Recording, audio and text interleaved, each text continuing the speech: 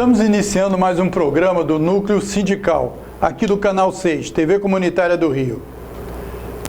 Eu deixo aí o nosso portal para você poder assistir também a nossa programação, caso não esteja no conforto do seu lar. É o www.tvcomunitariatudojunto.rio.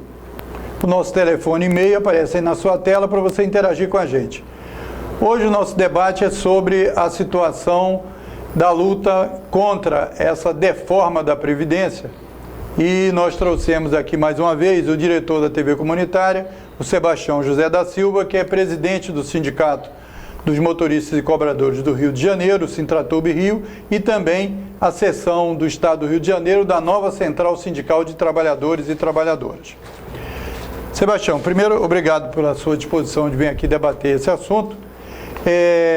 O governo fez uma reforma trabalhista dizendo, o governo passado, o Temer, de que seria a salvação da lavoura, porque tudo ia melhorar.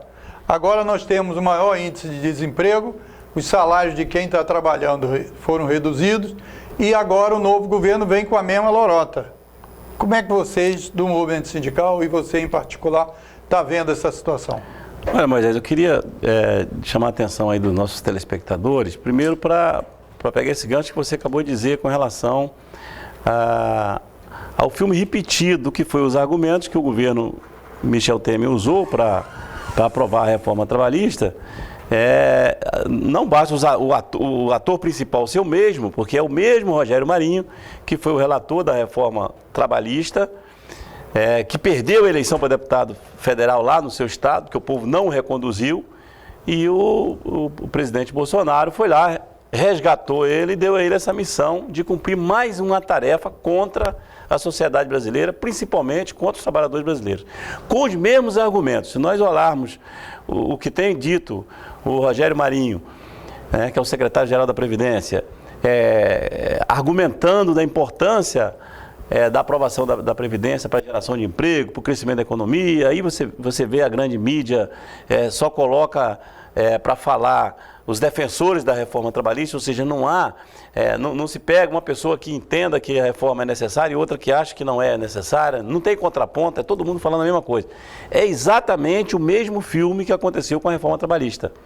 E aí o telespectador pode tirar suas conclusões. Sem reforma trabalhista o Brasil não crescia, sem reforma trabalhista não havia geração de emprego, sem reforma trabalhista não havia crescimento econômico, nem geração de emprego. Passou-se a reforma trabalhista, aumentou o nível de desemprego, aumentou a precarização, as pessoas que estão desalentadas, não estão nem procurando emprego, quase que dobrou, e as pessoas que continuam se mantendo empregadas estão tendo seus salários reduzidos. Ou seja, nada daquilo que foi dito se concretizou. Então, nos parece que é mais uma falácia do mesmo, essas argumentações fajutas de que sem a aprovação da reforma da Previdência a economia não vai deslanchar. Na verdade, a gente sabe que não é bem assim. Inclusive é importante lembrar também que eles fizeram esse mesmo argumento que você está falando no salário mínimo. Você lembra que no Brasil, antes não pode dar aumento real de salário mínimo porque vai quebrar a Previdência, vai quebrar isso, vai quebrar aquilo, certo? E nos governos populares se aumentou o salário mínimo acima da inflação e o que se viu foi crescimento. Inclusive, o primeiro ato do Bolsonaro foi a redução do salário mínimo, né?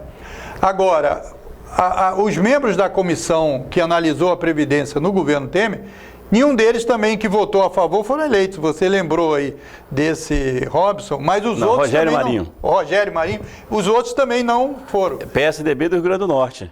Não foi reconduzido. Isso. E os demais membros da comissão que votaram a favor lá no início da discussão, que depois eles mais de 60% não conseguiu a reeleição. Não conseguiu. Agora, Sebastião,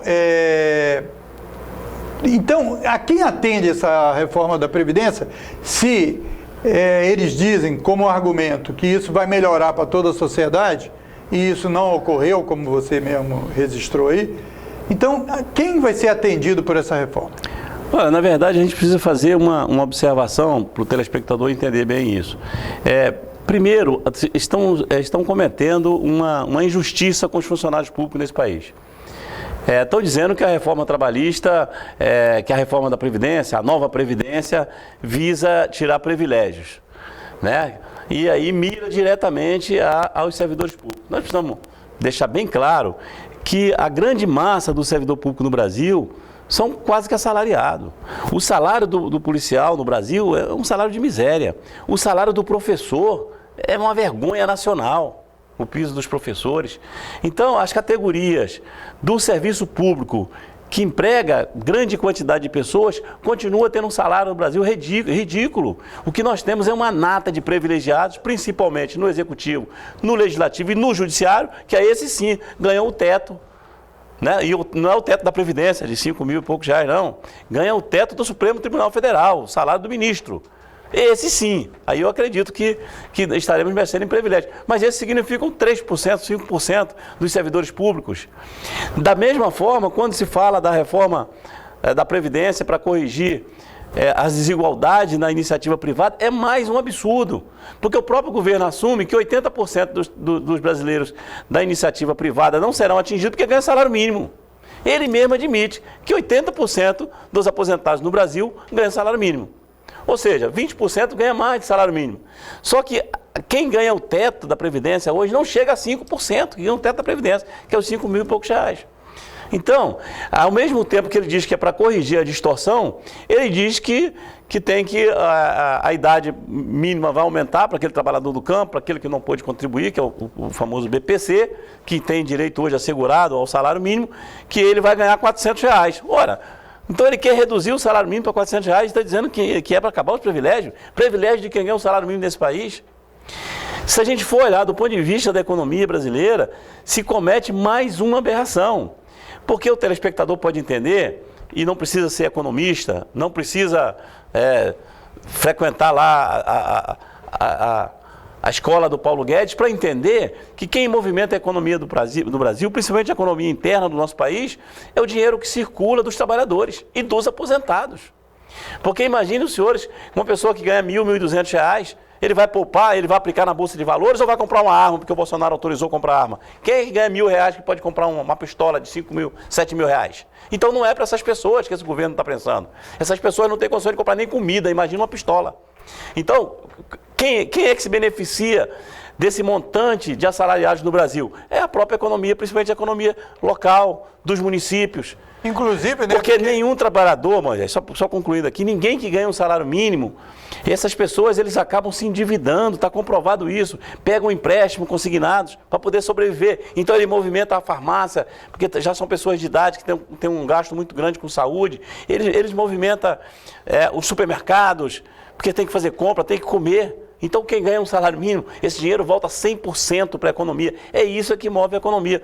Não é à toa que no passado, quando houve a crise de 2006, 2007, que todo mundo achava que nós teríamos problema no Brasil, nós tivemos sim, naquele ano, um aumento do salário mínimo acima da inflação de 7%. Foi o que segurou a economia local. Por quê?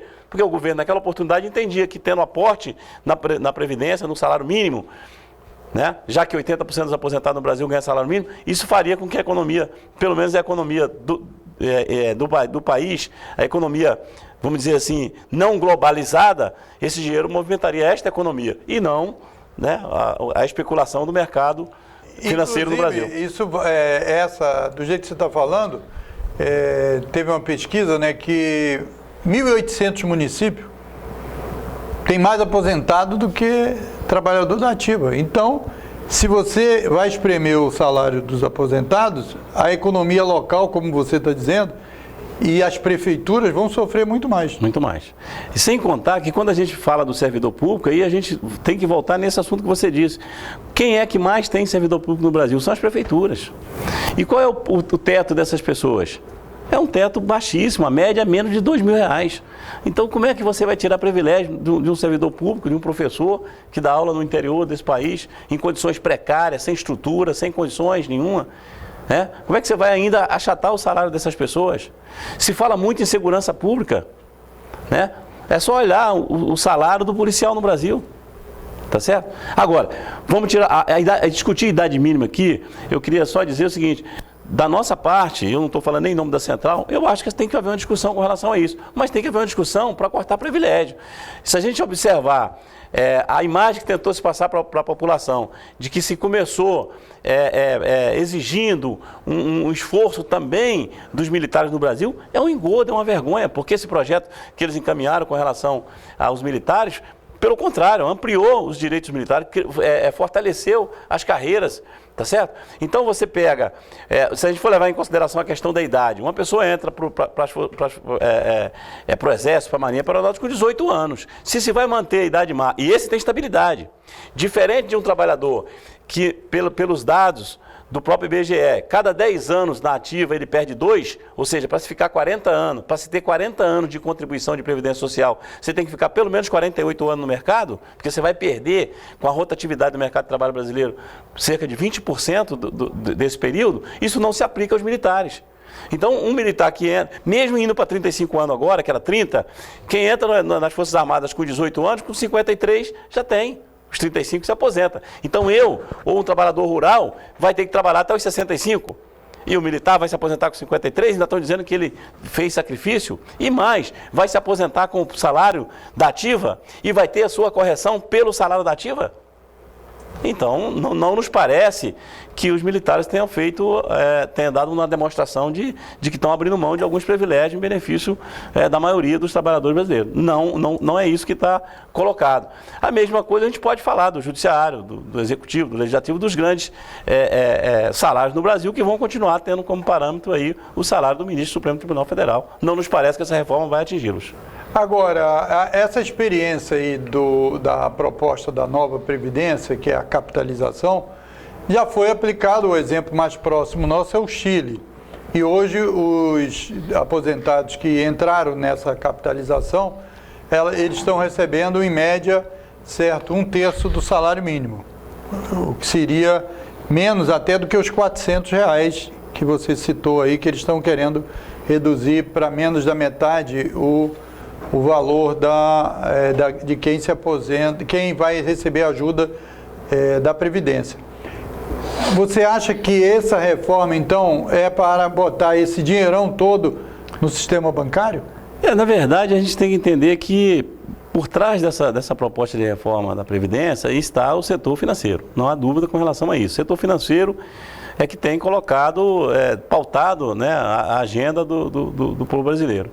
Então, nós temos, de certa forma, uma desconfiança muito grande que tem se concretizado no início dessas discussões, desse interesse, né, do setor financeiro gerir esses recursos. E aí eles estão tentando fazer uma proposta de transição, de que o governo vai continuar financiando, mas que esse dinheiro vai ser administrado pela iniciativa privada, pelos bancos. Ou seja, seria uma proposta híbrida dos dois lados, continua o desconto sobre a folha de salário, com contribuição também patronal, mas só que quem vai administrar esses recursos seria a iniciativa privada. Então, é uma proposta esdrúxula, porque isso já não deu certo no Chile, não deu em lugar nenhum, não é aqui que vai dar, tá certo?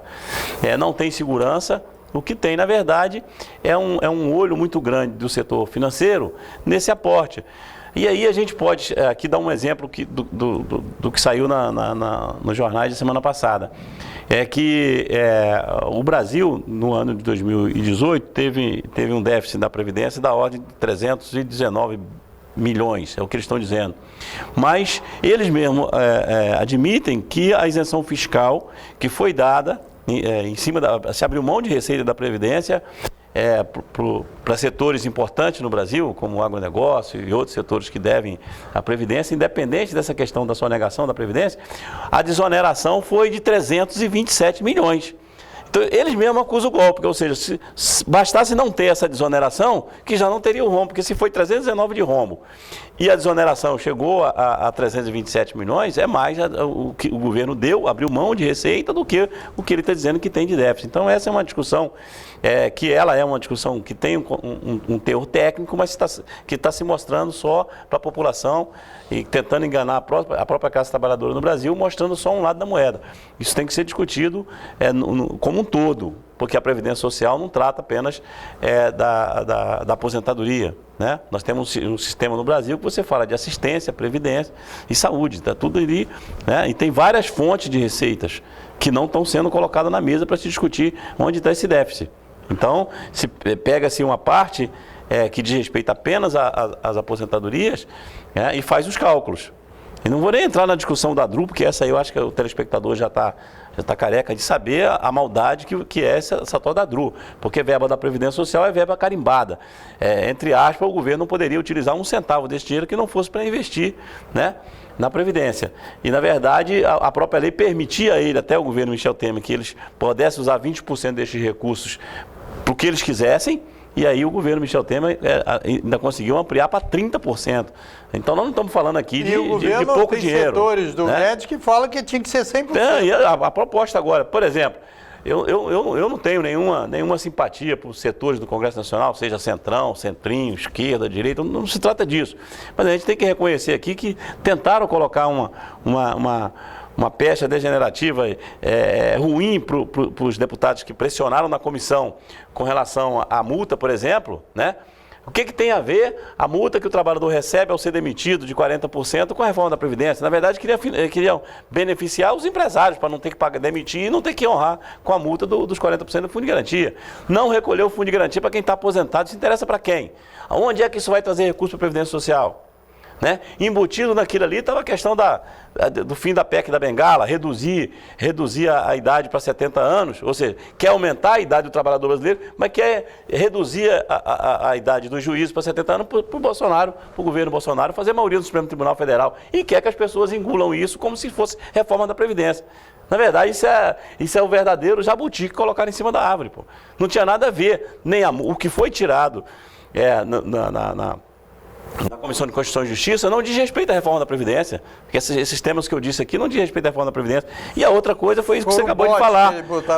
Exatamente. Outra coisa que a gente, pouca gente está discutindo isso. Que é, na verdade, quando eles colocam lá que a Previdência poderiam ser, o governo ter liberdade para mudar por lei complementar, por maioria simples no Congresso Nacional, ou seja, querem usar uma PEC para mexer, né, nas causas pétreas da Constituição. Quer dizer, um golpe, na verdade, isso é um golpe. Em cima do golpe. Um golpe em cima do golpe. Na verdade, a gente não está nem entendendo por que a sociedade brasileira está tão assistindo passivamente esse desgoverno que está aí, porque esse aí já cometeu mais absurdo do que qualquer outro governo desde da ditadura militar até aqui, pelo menos no período que eu estou militando. Porque o que ele já fez de absurdo aí não está no gibi. Coisas que não... Eu queria levantar exatamente esse aspecto, um dos aspectos que você levantou, que era o seguinte, eles estão tentando forçar a barra para passar uma proposta, inclusive sem dar todos os elementos dos próprios cálculos que eles estão divulgando. Há uma manipulação que está sendo apoiada aí por essa mídia comercial. Por exemplo, a Folha de São Paulo pediu ao Ministério as bases desses cálculos, que o Guedes, quando dá entrevista, diz assim: nós vamos em 10 anos economizar 1 trilhão. Então a Folha pediu, através da lei da informação, tá bom, me dê esses cálculos, eu quero saber como é que você chegou a 1 milhão, a 1 trilhão. 1 trilhão e 200 milhões. E aí eles falaram que não, que isso é sigiloso.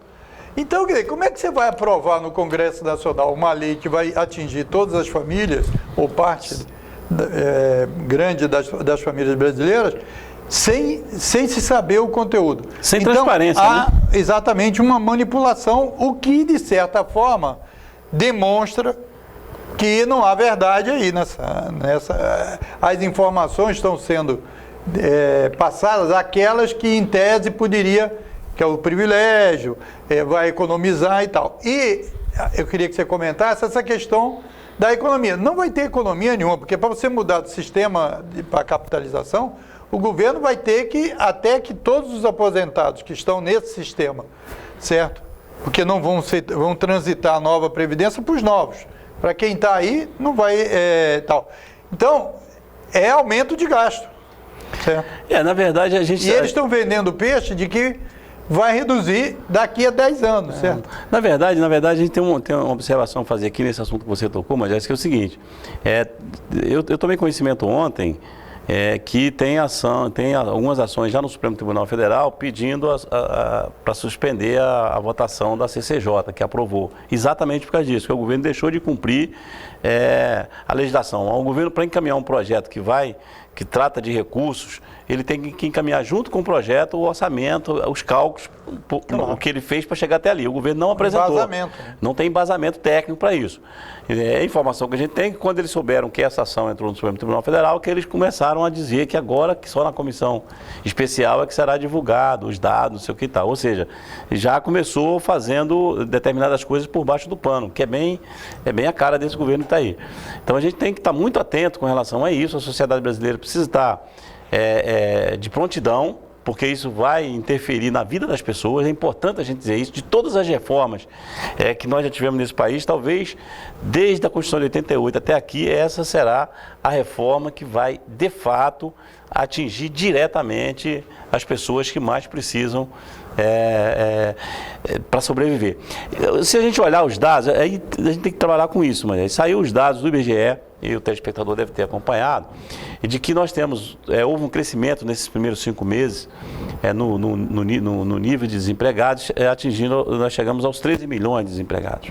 Mas nós temos 4 milhões e 800 mil pessoas que não são desempregados nem estão no subemprego, porque essas pessoas já desistiram de procurar emprego. Os desalentados. São que o IBGE chama dos desalentados. Então você pega 13 milhões, com mais 4 milhões e 800, nós estamos falando de 17 milhões e 800 de brasileiros. De 25% da força. Não, mas tem mais 18 milhões e meio de brasileiros que estão no subemprego, estão trabalhando muito menos do que poderiam trabalhar, na informalidade, trabalhando, é o bico, é a empregada doméstica, é o pedreiro que está fazendo um bico aqui, outro ali, ou seja, nós temos quase 20 milhões de pessoas que estão no trabalho informal e ainda, dentro da informalidade, trabalhando muito menos do que se poderia trabalhar. Então, se a gente juntar esses dados, é muito mais do que a população da Venezuela, da Argentina. Então o governo brasileiro, quando diz assim, nós não podemos transformar a nossa economia na Venezuela, na Argentina, é só ele fazer as contas do desempregado, dos desalentados,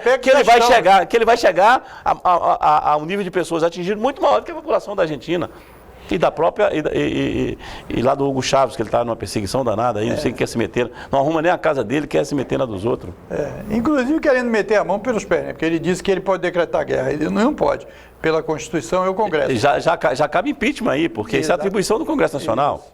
E ele não tem respeitado o Congresso Nacional. E agora, nesse aspecto que eu queria para a gente ir encerrando, que é o seguinte, nós estamos gravando aqui no dia 2, ontem é dia 1º de maio, dia 1º de maio, as bandeiras principais dos atos unificados de centrais que brigavam e tal, mas se unificaram contra aí a reforma da Previdência.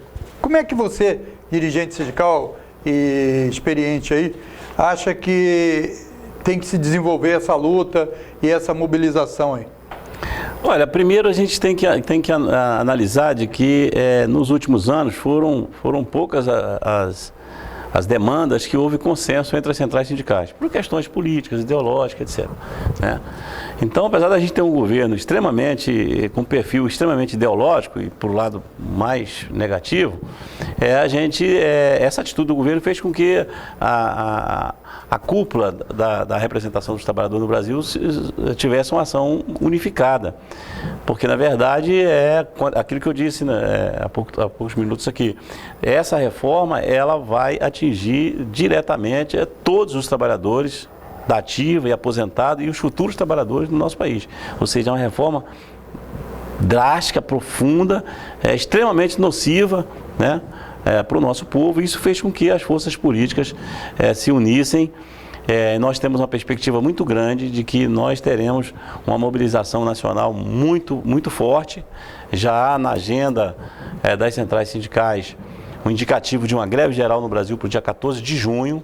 Então, provavelmente, a gente vai ter uma repercussão muito grande no Brasil e fora do país com essa greve geral do dia 14, que certamente os trabalhadores vão reagir. Eles não vão aceitar mesmo aquele que já está aposentado, aquele que está no mercado de trabalho, aquele que ainda vai ingressar no mercado de trabalho, ou seja, essa reforma pega todos, né? Então é uma bandeira que unifica não só as centrais sindicais, como partes das entidades de representação, seja no setor público, no setor privado. Então nós teremos aí períodos de muita mobilização no Brasil, né? Esse governo conseguiu quase que algo inédito, né? Fazer as forças antagônicas se unirem contra ele próprio, né? Ou seja, a divergência que ele cria no próprio núcleo de comando, até porque ele está fazendo que... Mas até porque o governo colocou os sindicatos como inimigo dele, né? Começou o governo baixando o salário mínimo. Agora proibiu a contribuição sindical. Agora impediu que os associados pudessem, numa atitude privada, que é entre o sindicato e os patrões, descontassem em folha. Então o governo também está querendo briga mesmo com os sindicatos e cabe aos sindicatos reagirem. Essa é uma ação do governo extremamente estratégica. Ele tenta enfraquecer as entidades sindicais para poder passar sem reação da população esse pacote de maldade que está colocado aí. Mas não vai dar certo, não vai dar certo. Com certeza não vai dar certo. Então, a gente trouxe aqui esse debate da Previdência com o presidente do Sindicato dos Motoristas e Cobradores do Rio de Janeiro, Sintratoub Rio, que é presidente também da seção do Estado do Rio de Janeiro, da nova Central Sindical de Trabalhadores. Queria agradecer mais uma vez a sua presença aqui, certo? E agradecer a você pela sua audiência, pela sua paciência e estar acompanhando mais um programa do Núcleo Sindical, aqui do Canal 6, TV Comunitária do Rio. Até um próximo programa.